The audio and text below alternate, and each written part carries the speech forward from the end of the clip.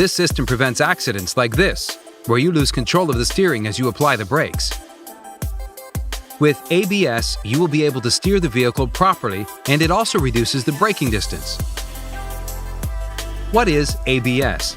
How is it able to prevent accidents due to the braking? We will explore these questions in this video. To properly understand ABS, we first need to understand the principles of steering and braking. When you press the brake pedal, the brake pads on the wheel discs will be activated and press against the discs, and this will stop the rotation of the wheels. As the wheels stop, this causes slippage between the road and wheels, and the vehicle stops due to this friction. Now let's understand the steering mechanism. The whole steering mechanism is dependent on the simple principle of the wheels rolling.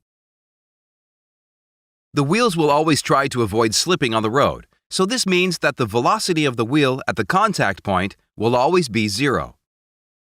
The wheels have two kinds of motion. They rotate on their axis, and also they move along the direction of the car. Due to these two kinds of motion, they have two kinds of velocity, translational and rotational.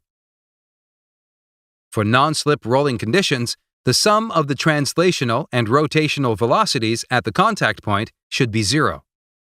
Just keep this simple principle in mind, and you will very easily be able to understand the steering mechanism. In an automobile, all four wheels should be rolling at all times to avoid the vehicle slipping. In fact, this simple rolling principle is the reason why your car turns when you turn the front wheels. Let's examine this.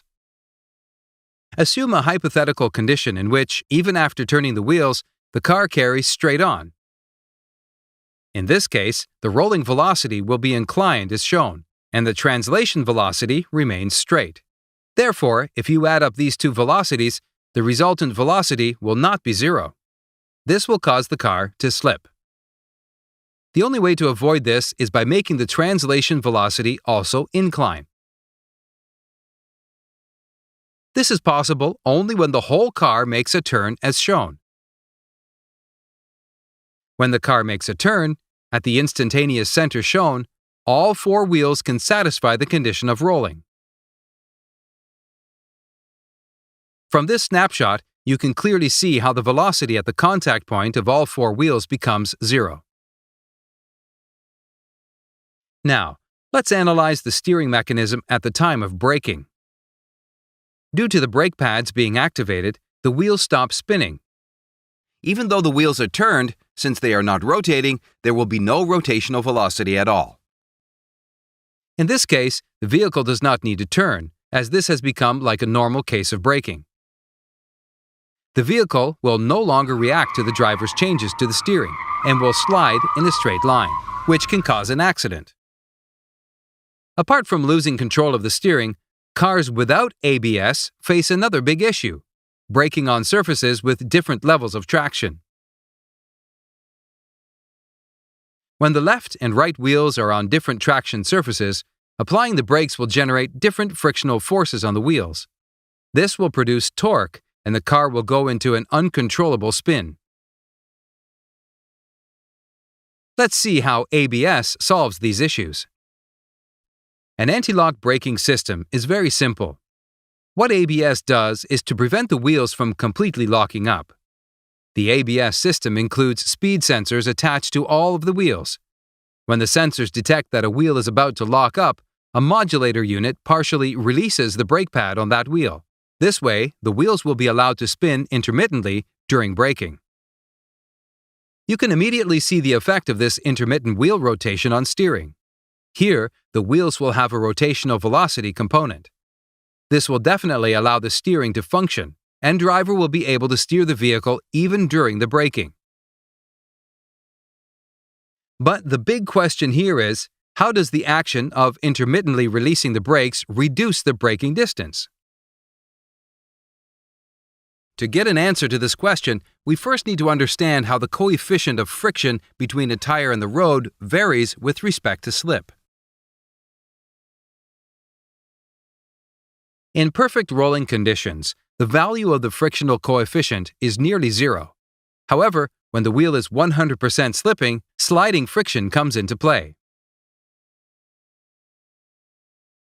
You can expect the frictional values for other levels of slippage to vary like this. But since rubber is a complex material, which has strange behaviors during braking, the frictional coefficient between the tire and the road varies as shown with respect to slippage.